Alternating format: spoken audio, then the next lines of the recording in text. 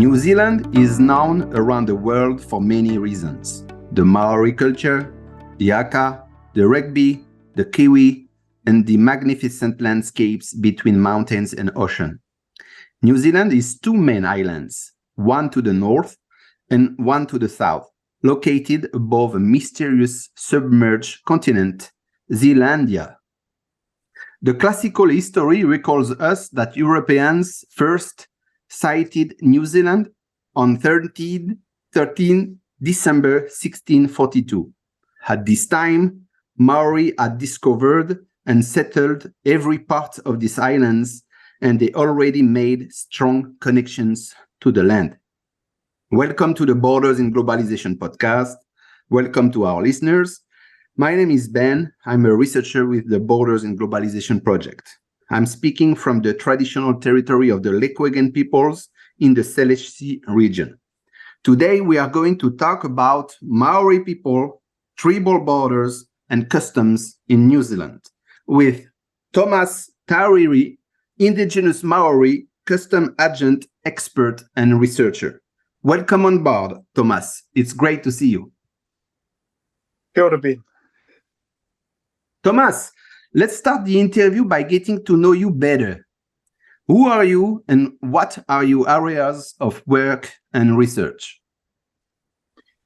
Tuatahi ka mihi ake au ki a koe, Benjamin, I runga e ngā kaupapa o te wānei. E ngā pātai e tuku nei ki a koe ki au. No reira huri nā whakaro ki te wāhi ngaro.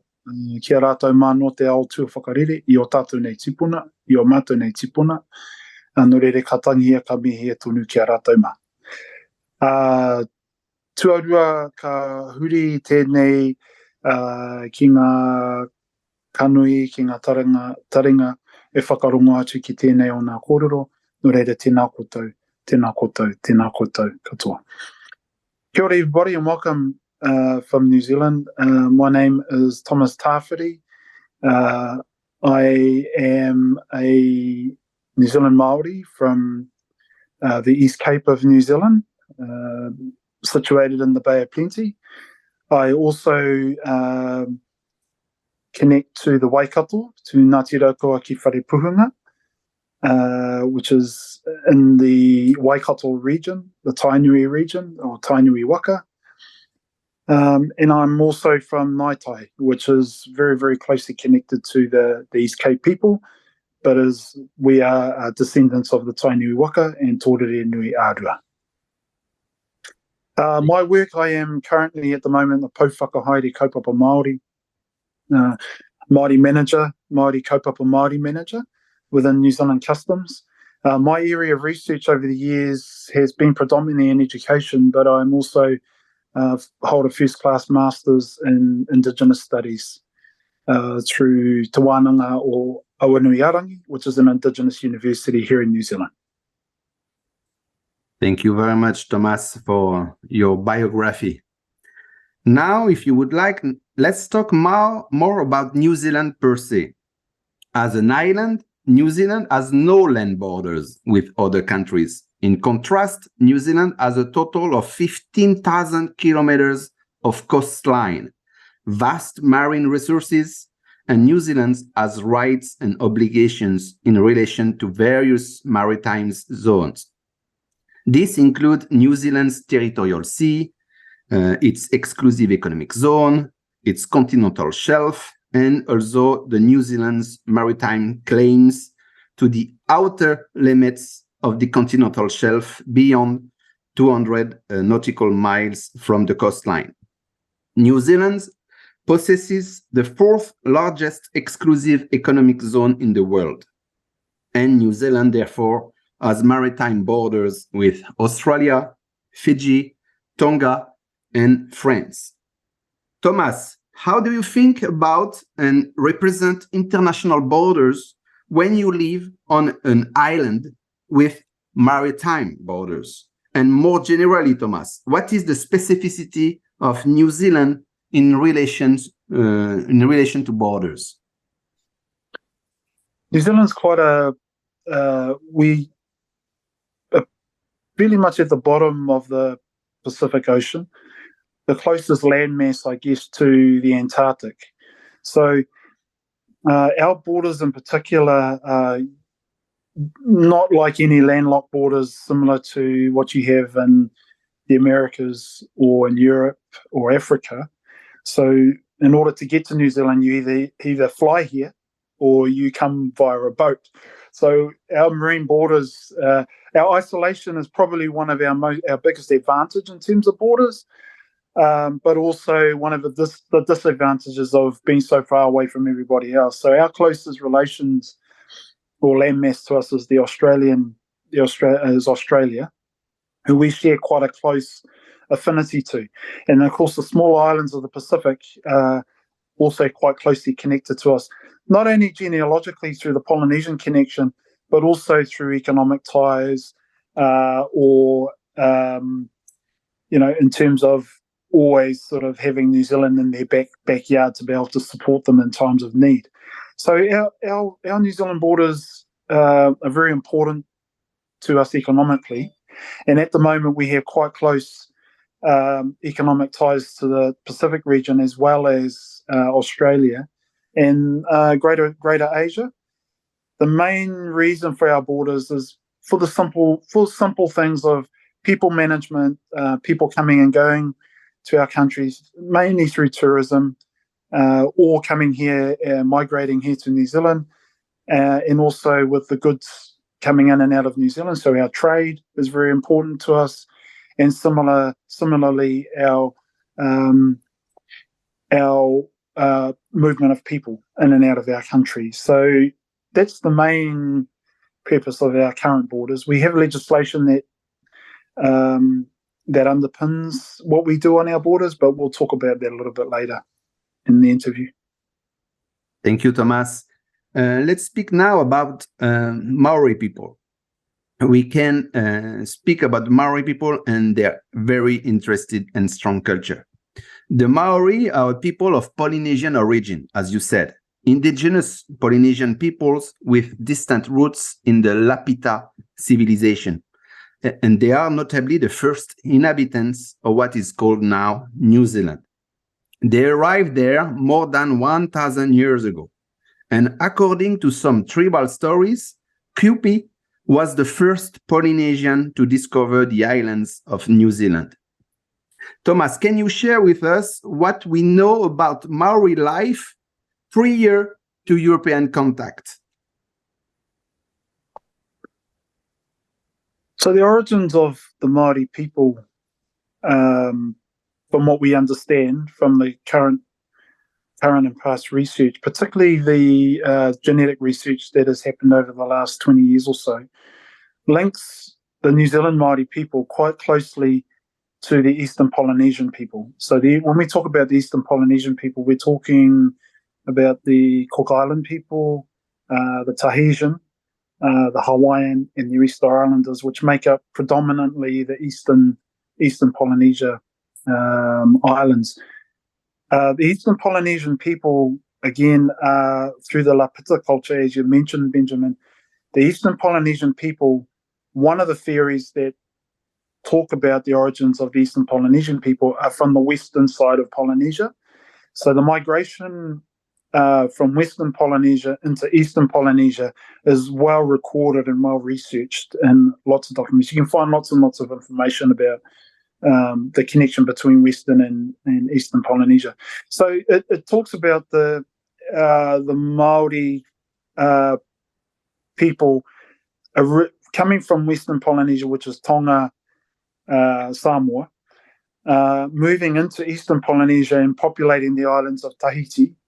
That was the most recent sort of movement of the Polynesian people. And the Lapita culture also supports that historically and archaeologically in some of the evidence that's been found. From Tahiti and the Marquesas Islands, our people then spread simultaneously out into the Hawaiian and Easter Island areas.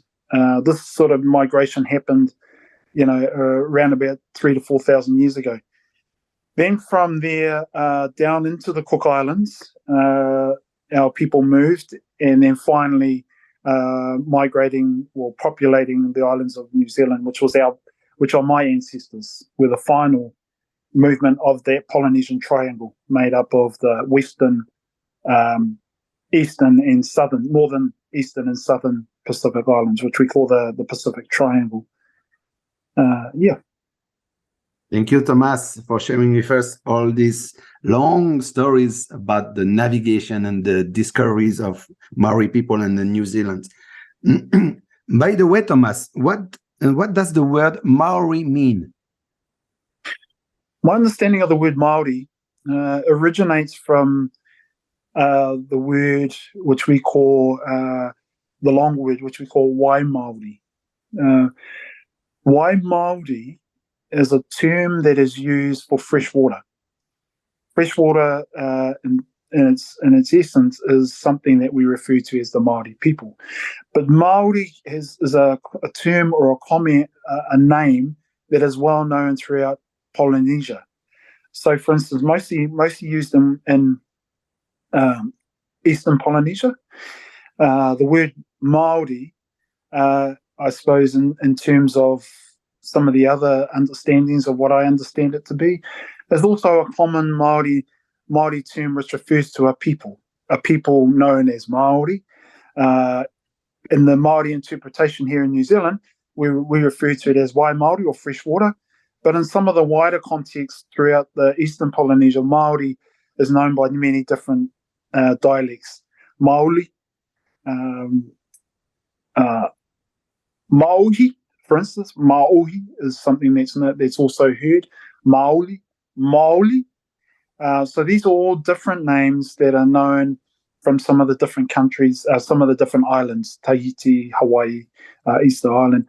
But the name Māori, they're all the same. They all mean the same. And it means, in another meaning for Māori, is ordinary, just an ordinary person, or an ordinary, a common person is also what it's known as. But I like the term Wai Māori, which refers to something that comes from the earth, is pure, is natural. And when you think about water and the way that where water comes from, it's from the earth. It comes from the earth, it's pure and it's natural. Wow. Great. Thank you, Thomas, for sharing with us the signification of Maori. As you said, the Polynesian navigators were very skillful. And you said also some information about that.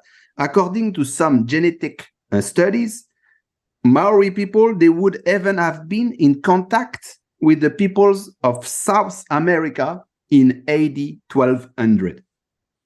And my question is this one, Thomas. Where does this talent for navigation in waka or canoes of the Polynesian peoples come from?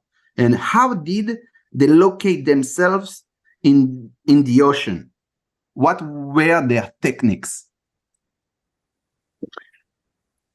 Of course, the Māori navigation and the ability to be able to navigate through the biggest ocean in the world, the Pacific Ocean,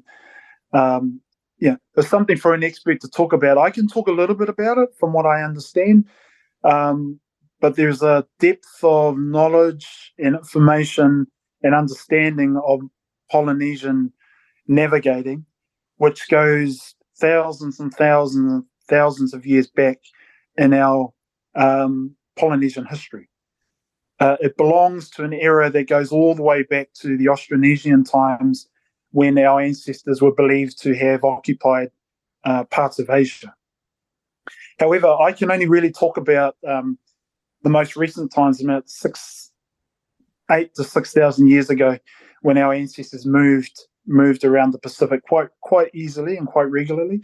So when you put it into context, our Māori ancestors or Polynesian ancestors were circumnavigating the biggest ocean in the world pretty much around the same time as the Vikings of Europe, who are also a well-known maritime race, or a race that's well known for its deep sea ocean going skills and techniques.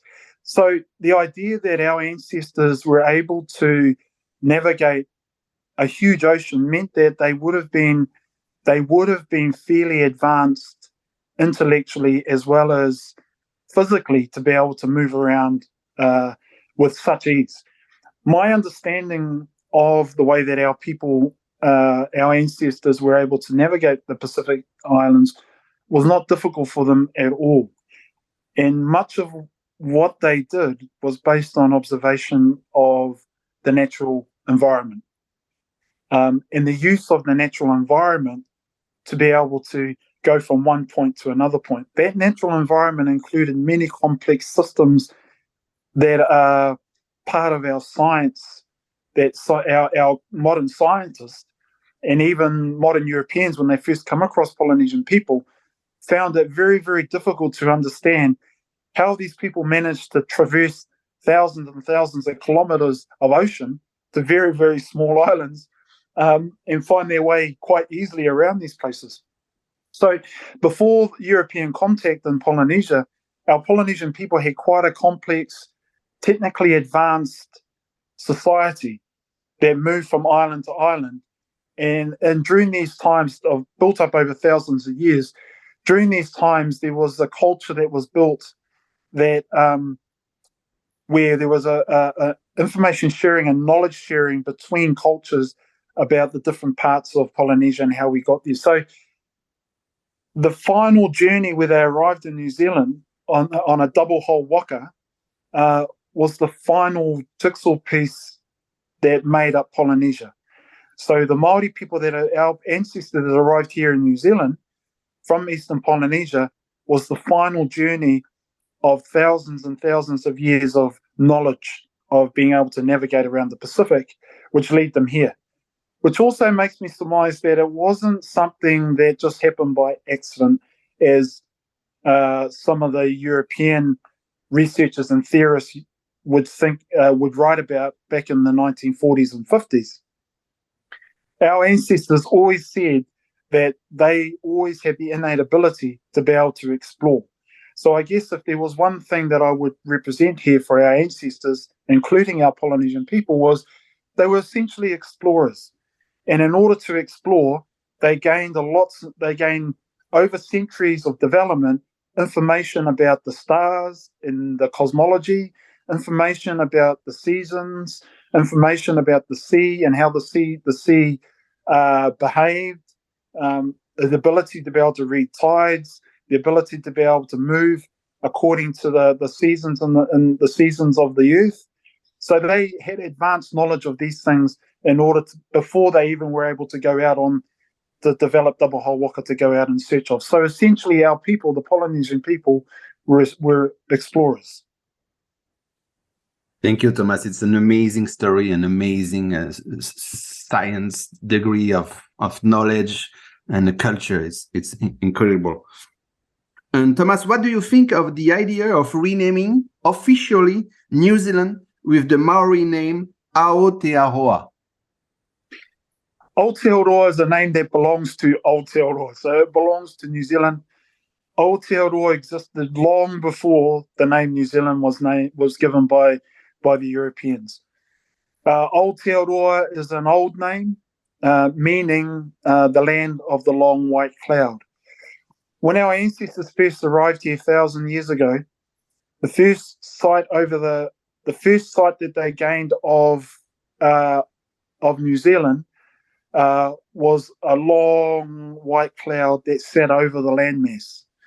That's where the name came from. So our ancestors, when they first arrived, and I remember I noticed that you mentioned kupe in your first introduction of the arrival of our people here. And kupe is a very, very important ancestor and a very important character in the history of New Zealand. He is said to have been the first of our Māori navigators, our Māori explorers, to discover New Zealand, Aotearoa New Zealand. And of course, the name itself originated from his time, that when he first saw this huge landmass that he came upon, and like I said, it wasn't by accident. I think it was intentional, that they already knew about this land that existed here. And how they already knew was the indicators of the environment, of the natural environment, told them that down south, ki te tonga, Te Taitonga, existed landmass. And they could tell this by the fact that one of the key indicators of a landmass existing in the south of the Pacific was watching and observing our birds, for instance. Certain birds were arriving via their islands or past their islands to either feed there or breed from somewhere. They can't have just come from the sea. They had to have come from a landmass. And this was another indicator that, famous explorers like Kupe understood where these lands were situated.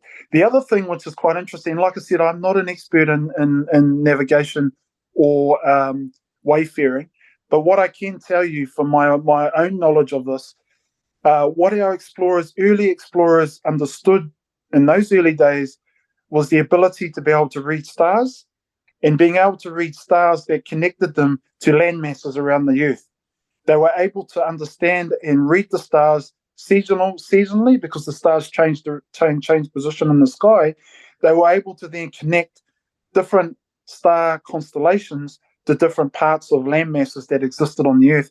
And this, I believe, is how Kupe, for instance, when he ventured here, knew that Aotearoa, New Zealand already was here. And he already knew that when he came here. There was a deliberate opportunity for him to come down and find these islands, these beautiful islands that we call home. And by doing that, he also came here to have a look around. So Kupe, when he came here, he stayed for quite a long time.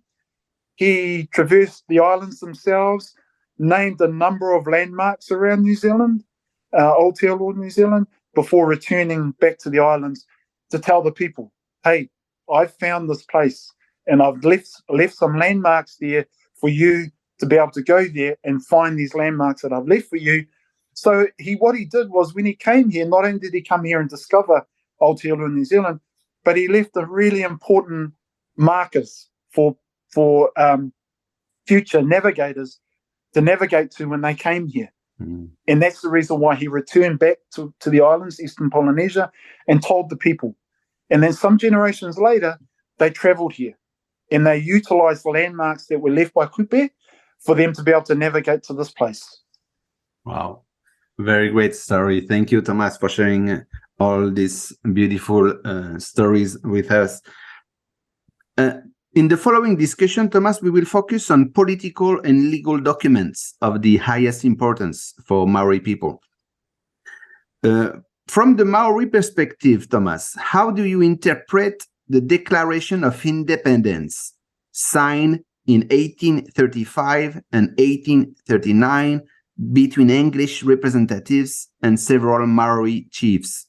And at this time, there was an union of the tribes. What is the value of this document for the Maori people?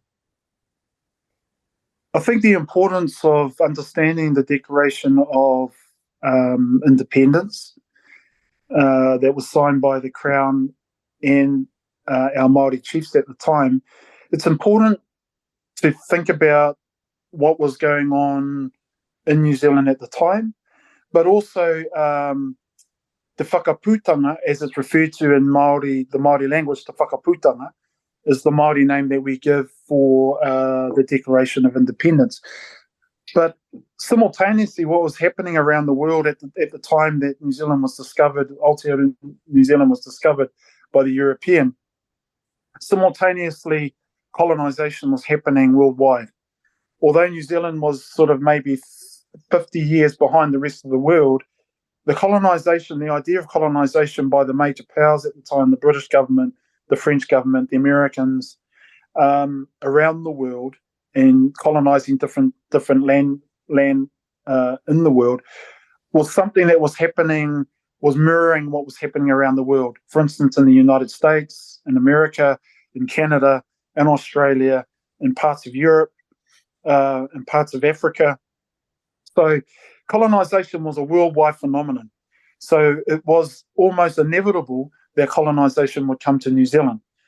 The initial stages of colonisation virtually started with settlers and whalers coming to New Zealand, mainly in search of, in search of seals, whales, because at that time there was huge industry around whaling. So they came to these islands virtually following the pathway of the whales, and while they were at it, they got here. They ended up arriving here in New Zealand, but also following in the path of some early explorers that had been here, also like Captain Cook, who had also discovered these islands before the settlers. So they arrived here in New Zealand. A number of settlers and traders ended up coming to New Zealand. Now, the initial contact between Māori and Captain Cook wasn't particularly a positive one. Similar story when he met some of the other Eastern Polynesian cultures, the Hawaiians, the Tahitians, the Easter Islanders. So it wasn't a very positive interaction initially between Captain Cook and New Zealanders. But again, we don't have enough time to be able to talk about the colonisation of our New Zealand. But just to let our listeners know that the original contact with first European was not a positive one. And what actually happened was that was our Māori people's first introduction to the gun. Some of our people actually died, were killed. Some of our ancestors were killed with a misunderstanding, a cultural misunderstanding between Captain Cook and our Māori people, because they didn't understand him, he didn't understand them, and of course there was a conflict that happened. Captain Cook, to his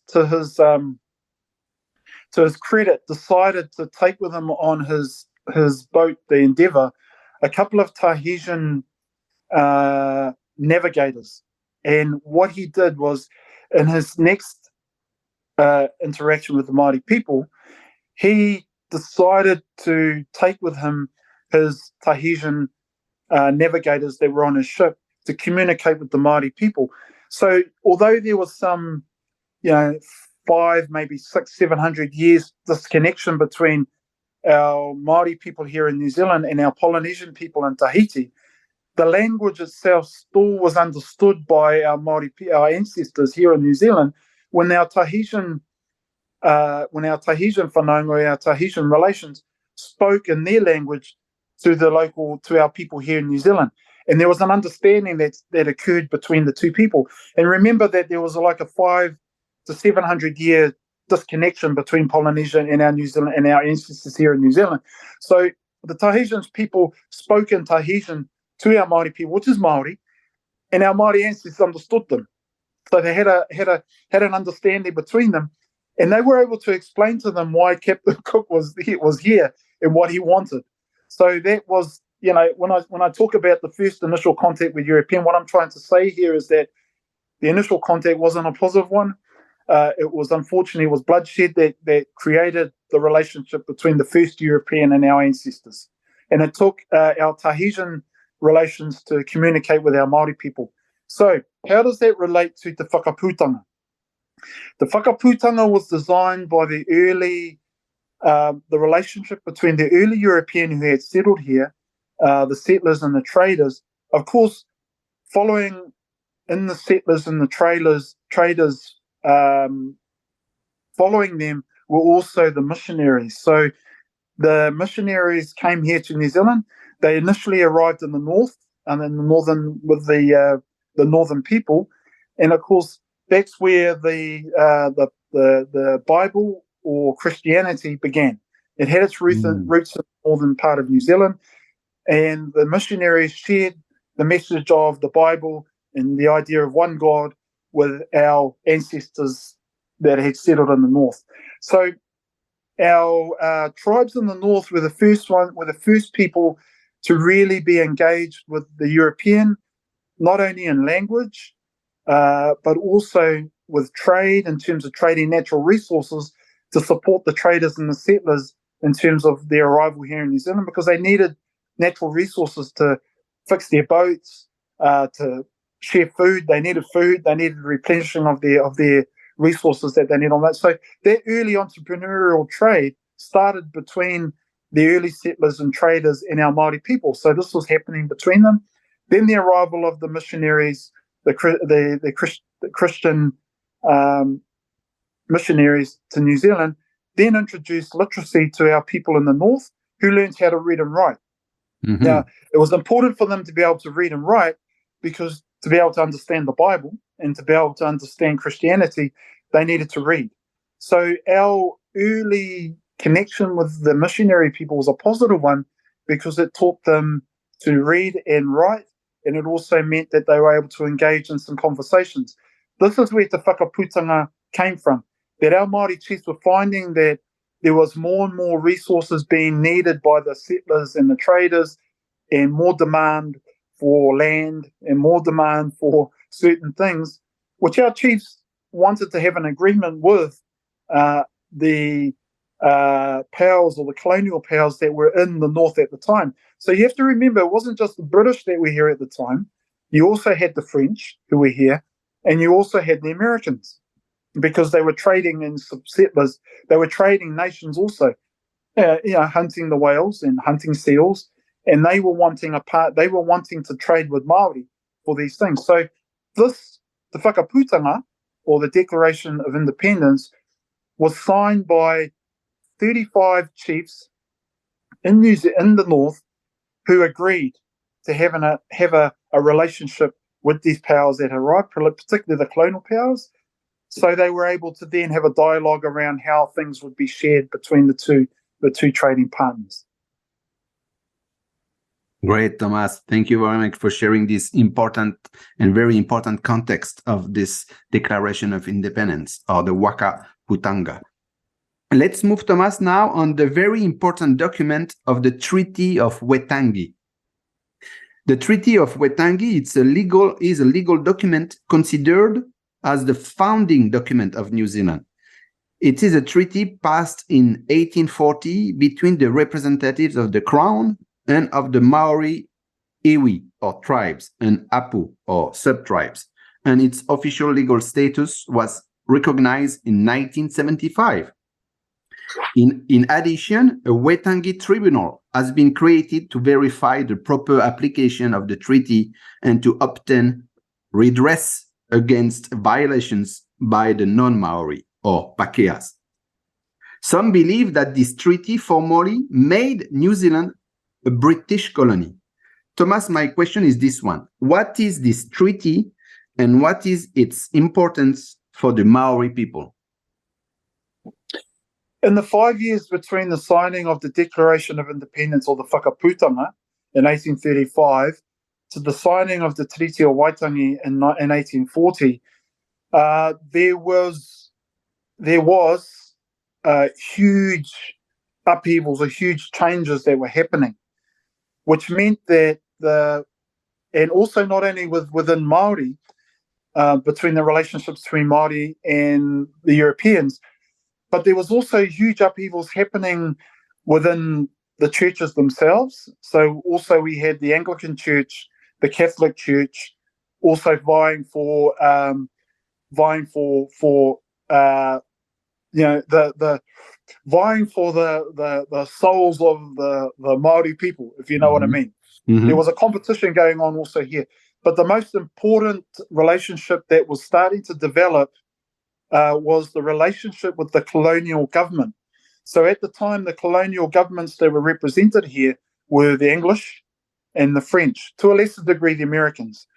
But the biggest threat to the colonial British were the French. So the French had set up camp here in New Zealand and were actually a threat to the British government, because the French were starting to develop relationships and little contracts along the way with the local Māori people, and were keen to establish a settlement here in New Zealand, or a colonial sort of presence in here in New Zealand. And of course, if we look at what was happening in 1840 worldwide, there was huge competition between the French and the English for the different continents that were being colonized around the world.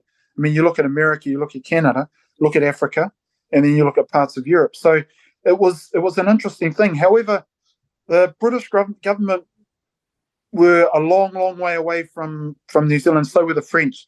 So they really couldn't commit huge resources to come to New Zealand to take over, to look after New Zealand. They had to come via Australia. So in New South Wales, we had a colonial government that was already set up in Australia. So that colonial government in Australia is where our first governor from the British Crown, Governor William Hobson, came. However, earlier, the 5 years previous, we only had an informal type of relationship in the Whakaputanga. So the Whakaputanga, or the Declaration of Independence, things were a bit sort of ad hoc, and they weren't based on any real agreements, because the idea of settlers being able to go and do their own thing with certain chiefs was starting to occur. So that wasn't sort of a very particularly good way for Māori relationship and Crown relationship to develop. The British government took it on itself to develop a treaty between the British government and the Māori chiefs. So on February the 6th in 1840 at Waitangi, Governor William Hobson's on behalf of Queen Victoria, 43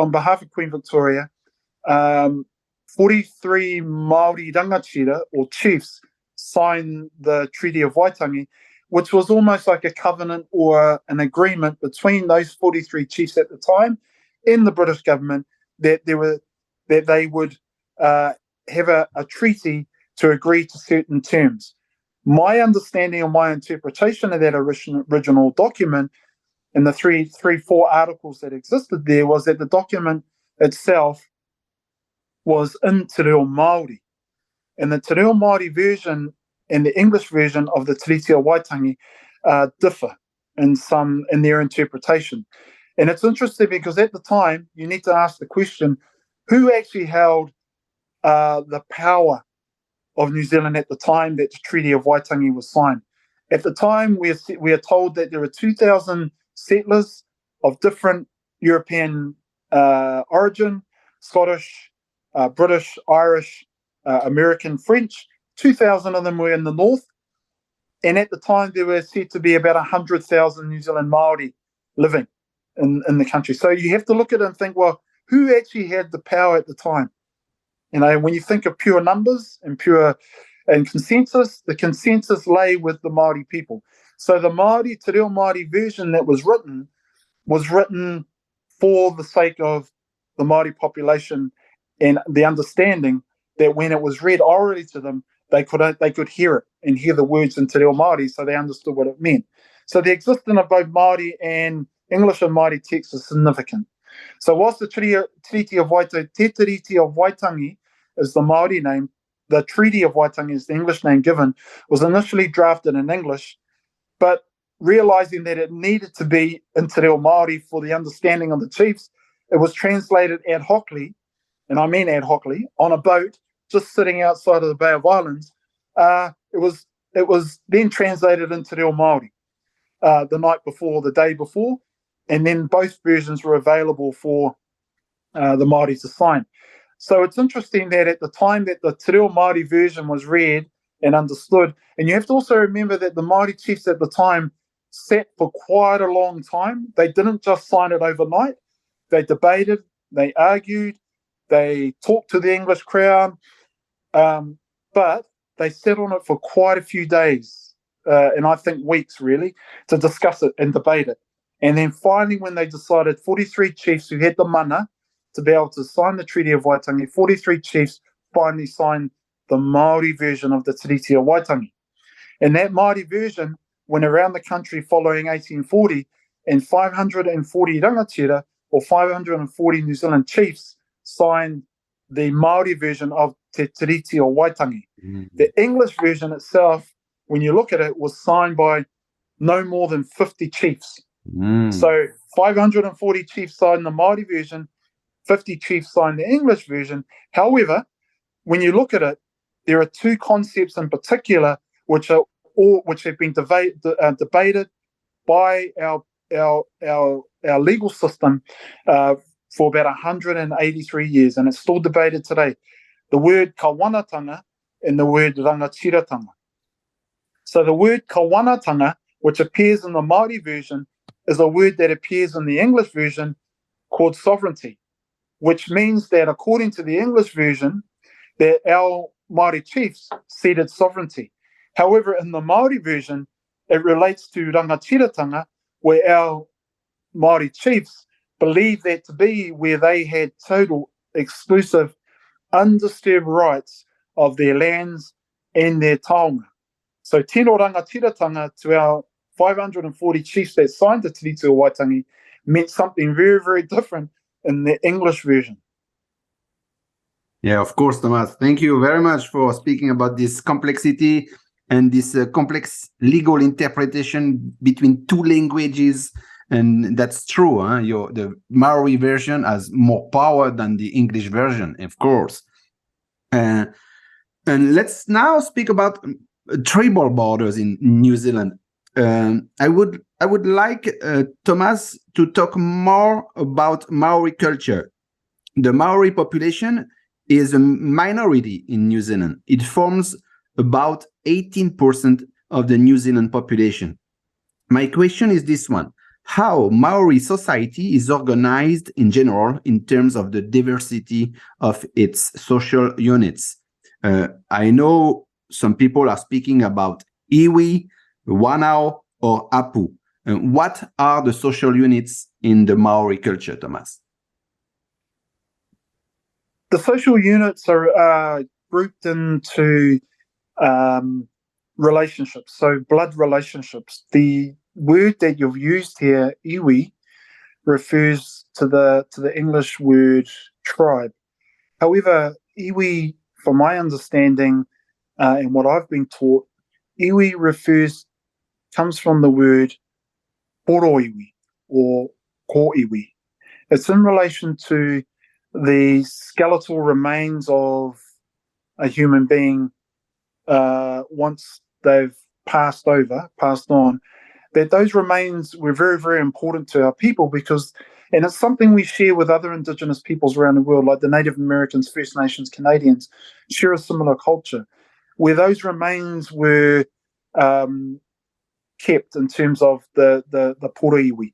So what happened was that when somebody passed on, the bones, once the flesh had sort of,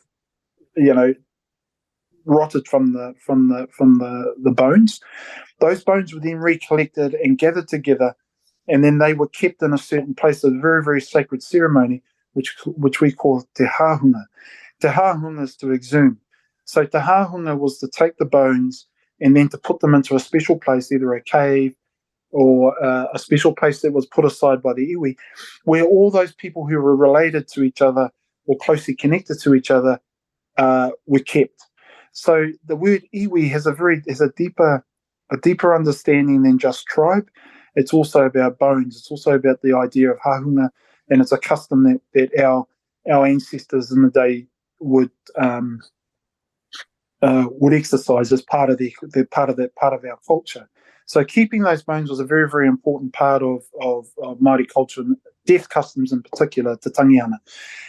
The word hapu is referred to as a sub-hapu, and the sub-hapu or the sub-tribe or the hapu is in relation to the word hapu from growing up also means to me to be pregnant.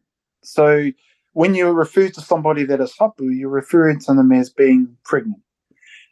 So in order for a whakapapa to be maintained, or for order for a family to maintain its whakapapa, it was very, very important te uri whakaheke he mea tapu, he mea nui ki te iwi, ki te hapu rane. So what I'm saying is that the continuation of a tribe was the birth of a tribe, and particularly important members of that tribe was very, very important because it connected you to your ancestors. And we follow a very in Māori culture, our genealogy is very, very important to us, and that we don't forget who we are and where we come from. So iwi and hapu and whānau, so the idea of whānau is to be born. Whānau, te whānau tanga mai, te whānau tanga mai te pepe is a concept that we know also. So the birth of a family member is also called whānau, is also about whānau. So the birth of a descendant of that ancestor. So all three concepts are quite closely connected. Iwi as a tribe, sub-tribe, but also refers to the poriwi or the bones of a tribe. Hapu in terms of being hapu and then giving birth to. So that's the word sub-tribe or hapu. And then to whanau, to be born, or the family is where these concepts originate from. So it's all in relation to what we call whakapapa. So whakapapa is our genealogical connections, our bloodlines, our kinship to each other. There is a saying or a whakatauki that goes, nā te whenua, nā te wahine, nā te whenua, I whatu ngaro ai te tangata. It refers to the fact that through woman and land, man is lost. That's not a derogatory comment about woman or about land. It's a comment that's made because without land and without woman, men cease to exist really, because all the land becomes barren. Because you cannot have descendants belonging to a land if you do not have the important element, which is our women. And our women are the childbearers of our future generations. And they also are linked to the past, because our women play quite an important role in Māori culture. Contrary to belief where, in some cultures women are not treated with that type of respect, but they are in whakapapa. I come from an ancestor, a woman, Muriwai, who was referred to as an ariki. So an ariki is a word that is not often used, but ariki is a very high-born, important person in your genealogy, and she is female. And we have these stories throughout Māoridom that much of our whakapapa or our genealogy not only descends from the male ancestor, but we also have very important female ancestors. Another one of my important female ancestors is Tawhiri Nui Arua. She was a woman. She was the daughter of a very important chief from the Tainui Waka who arrived here in New Zealand, Hoturoa. She was his daughter. And she also was the progenitor or the future of the Ngātai iwi, which exists because of her. So as you can see, in that whakatauki that I used, our women were very, very important as childbearers, as the continuation of a tribe and the continuation of a sub-tribe and the continuation of whānau. So that is basically the way that it works. I like to think of whānau initially, whānau being more about your immediate whānau, your grandparents, pretty much your grandparents, your parents, and down to yourself. The hapu is more wider in terms of your great-grandparents and the families that come off your great-great-grandparents, or a key ancestor maybe 3 to 4 generations previously, where lots of families come off those. And then your iwi is in relation to one common ancestor. For instance, Muriwai, she was an ancestor from the Mātātua Waka. So the Mātātua Waka had a number of key ancestors that came off it. My tribe descend from Muriwai, so we descend from her. However, Tūhoi, for instance, descend from another ancestor. Ngātiawa descend from another ancestor. So these are how the tribes ended up developing, and right down to the recent times now. I'm said to be about 28 generations from my original ancestors that arrived here. Maybe 28, 29 generations. Thank you, Thomas. Amazing introduction about tribal borders and social units in New Zealand. I have read in the Maori culture that each tribe or sub-tribe and each individual is endowed with a mana. What is a mana, Thomas? Mana is a very powerful word in Māori culture. Not used lightly in reference to people. However, by the mere fact that you are Māori, you are born with mana. So you have intrinsic mana. And what I mean by the word mana is the prestige, the power, the birthright, the honour, the blood right. It is everything that is imbued in you as a Māori person that you carry, that belongs or is genetically imbued in you from generations and generations of ancestors that we represent. So the idea of mana as I said, is something that intrinsically is within you already. It's something that you refer to. But the other way, with the other idea of mana, and one of the traditional ways in which it was imparted on people or given to people, was through your actions as somebody who was either a great warrior, a great fighter, or great warrior, somebody of great artistic ability, somebody of great intelligence, somebody who was born with a whakapapa, where they descend from chiefs. Like I said, you already are born with mana if you descend from chiefs, and everybody in New Zealand can relate to that, because we all whakapapa in some way to a common ancestor. However, the word mana, of course, has sort of evolved over the generations, and the idea of the modern use of mana, it's something that is bestowed upon you because of the work you do or the reputation you have for the great things you do, either for Māori or the great things you are becoming. You're like an expert in something that you have become known for, and people bestow great mana upon you because of that. The existence of mana in terms of genealogy is still there, so we still have people who are highborn, who relate their whakapapa directly to an ancestor. For instance, a key example of that would be Kingi Tuheitia. So Kingi Tuheitia is 7 generations of the kingitanga.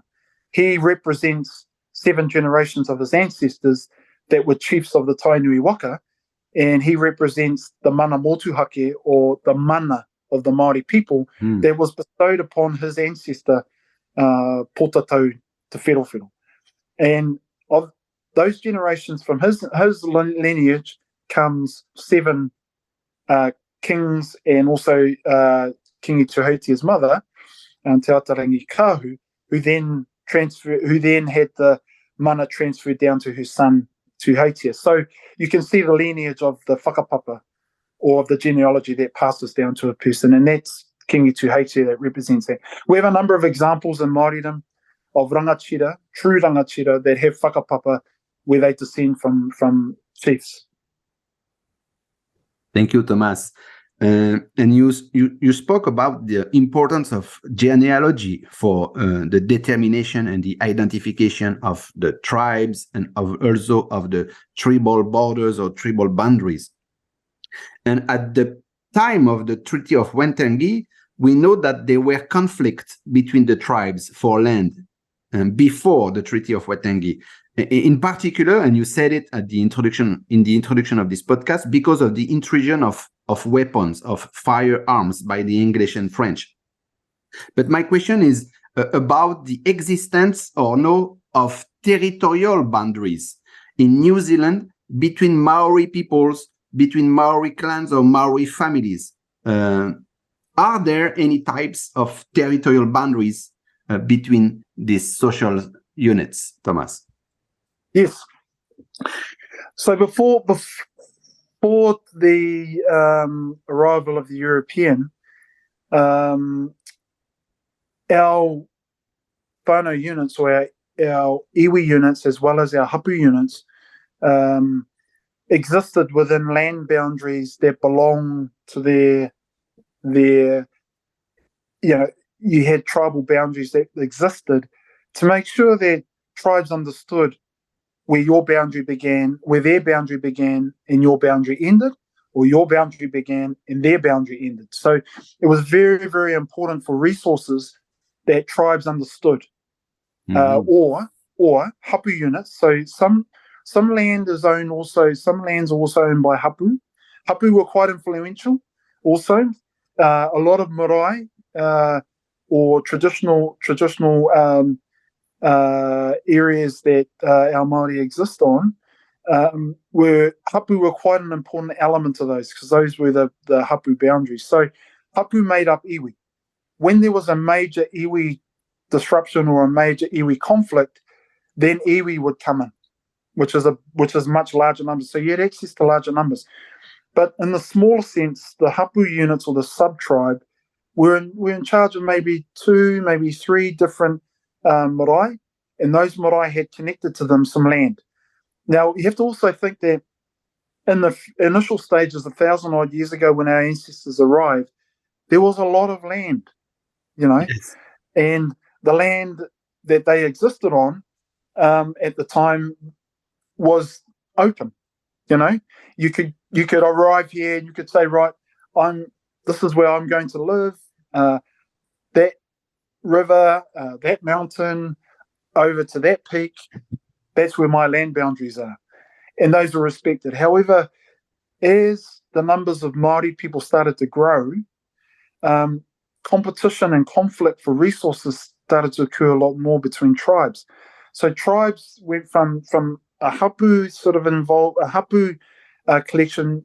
Tribes started to develop in terms of numbers to make sure that those boundaries stayed intact and other tribes didn't encroach on those boundaries. And the reason for that was mainly resources. Access to seafood, access to birds, access to growing food. These were all very important elements for the survival of Māori people and the survival of the Māori tribes. So quite a complex system of social interaction and social development started to occur from the time our ancestors arrived here to the state where we have we developed a very complex system of warfare as well, where our ancestors became experts in tactical as well as warfare, as well as combat and warfare, because of the competition for resources. Also developed in those times. The great thing about our ancestors, they adapted to their environment. So whatever their environment was, like I said, we were great observers. We lived in unison. We lived in harmony with the environment. So the environment shaped how we lived our lives back in those days. Thank you, Thomas. Following your answer, how could we define what a tribal border is? Are there any specific material or social indicators? You spoke about genealogy, but maybe it exists some material indicators. I don't know, a bourne, a river. The naming of your border, the naming of tribal, tribal identity often involved the naming of certain landmarks or the naming of certain places after certain ancestors or certain parts of your tribal area that was named after something. So this was really, really important because your tribal boundary, the names were very important to remember because those were the names that were referred to as your tribal boundary for other tribes to know. Mm-hmm. That this river, this peak, this mountain, these even right down to these group of trees, this group of clearing, they were very, very important places that were named after the tribe. And the tribe would name them, or the Hapu, the sub-tribe, would name them specifically to make sure that those were in ownership of in guardianship of that tribe who was occupying that area. So I suppose 99% of the law really at the time was occupation. And you have to remember that the occupation of certain areas of land also had certain areas that were tapu or sacred. So burial grounds, for instance, was another really important what I refer to as tohu whenua, or named areas or places that a tribe would have in their in the naming of their borders. So they would know where all these significant areas were. The tribal burial grounds, or the hapu burial grounds, the tribal cave where, as I explained before, where all the taonga or the bones lay. So only the tribe who settled those areas would know these things. That's why it was such a sacred thing. The other thing that we had highly developed in our culture or in our society were our tohunga. Our tohunga were our experts in different parts of Māori culture and different parts of Māori society. They were tohunga that were almost they were like shamans, but there was no English word that you can actually translate a tohunga. But a tohunga was somebody who was an expert in what they did, whether it was the spiritual arts, the physical arts, the ability to be able to use different types of incantations to help things. They were able to read the environment, read the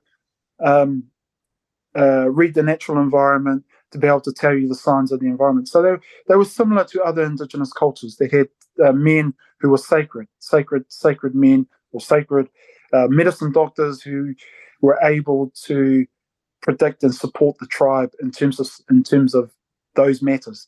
And then sitting alongside them, you had the rangatira, how I refer to the rangatira, or the highborn chiefs who were born specifically for a purpose, whether it was warfare, whether it was leadership, whether it was aspects of the tribal politics.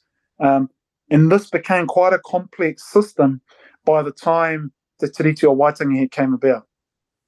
So when they signed the Treaty of Waitangi, we already had a very complex hierarchical type system in place in New Zealand that had existed for hundreds and hundreds of years.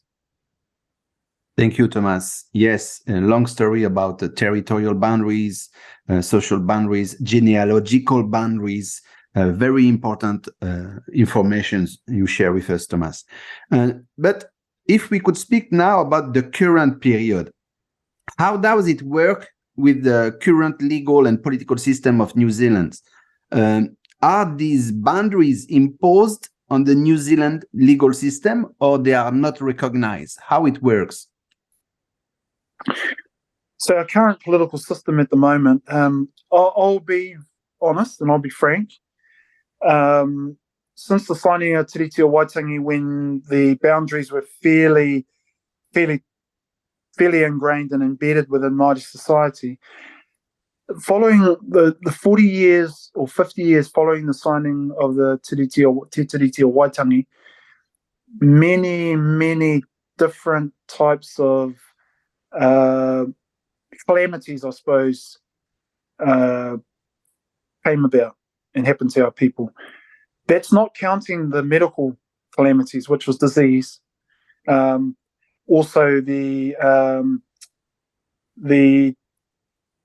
alcohol had a huge impact on our people. Even simple things like sugar had a huge impact on our people.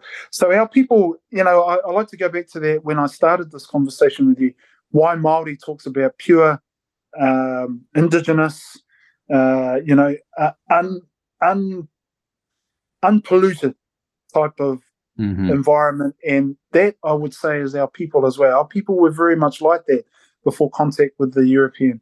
They didn't know what diseases were. So when these things started to come in, there was a calamity that happened to the Māori people, and it happened over a period of about 50 years.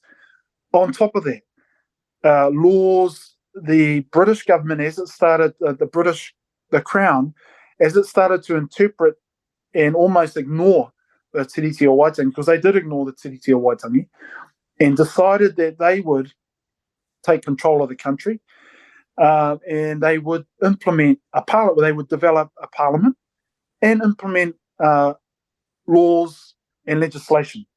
The laws and legislation ignored tribal boundaries. They didn't care for the fact that Māori people existed in this area for hundreds of years. And then there was laws that were passed where they put through new boundaries of land and divided up land.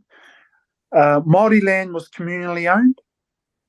European land was individual title. So what happened was the European land was then split up into little individual titles for different parts of the legislation and law. If our Māori people opposed, there were laws that were put in place to go against that. So there was a traumatic time for our people. It was traumatic for our people at that time, my ancestors and my great-great-great-grandparents, where the land was lost. So the land was systematically, and it was a systematic, deliberate act that the British Crown went through and took land from the Māori people and Māori tribes. For example, the South Island people, Te Waiponamu, our Ngaitahu people who live in the south, every single acre of land that existed in the South Island disappeared by the turn of the century, the 20th century. So by 1900, every single piece of land that was owned by the Ngaitahu people was taken. Whether it was taken by the settlers, whether it was taken by the Crown, the whole lot just disappeared. So when Ngaitahu came to, in the modern era, they came to negotiate a post-settlement agreement with the Crown. Much of that land that was returned to them, but only a very, very small percentage of that land returned to them. I mean, you can't. Where I come from, for instance, there are 5 generations of families who have lived on that land ever since that land was taken from our people. Mm-hmm. The land where I come from was confiscated by the Crown for an act that wasn't even our fault. But anyway, the land was confiscated, and then the land, once it was confiscated, was taken off our people and given to the militiamen or to the different settlers around that area who were predominantly white Pākehā, given to people, and then that's how they ended up getting the land out of people. And we got squeezed to the margins, almost like pushed into reserves. We were pushed into reserves. And what happened was we had to settle on those areas. So as you can see, the idea that some of the land was taken from us through many different ways, either by force or by legislation. So the current environment now is that we're going through post-settlement. We are going through settlement processes at the moment. We are going through settlement process to agree upon what land needs to be returned and what land can be returned to Māori people. And that those processes are enabling and having a positive effect on Māori people, particularly for future generations. But the percentage that is returning is very, very small and minute compared to what was taken originally. So the idea of land title was, in European law, individual land title, in Māori law, collective land title of many landowners. So what happened was that was further alienated our people through end up having for a small piece of land, you ended up having multiple landowners, Māori landowners, who whakapapa te there. But because the land was squeezed out, we only had a small piece of land, lots of landowners. Yeah. And then we had a large piece of land that was taken that only had one landowner under European law.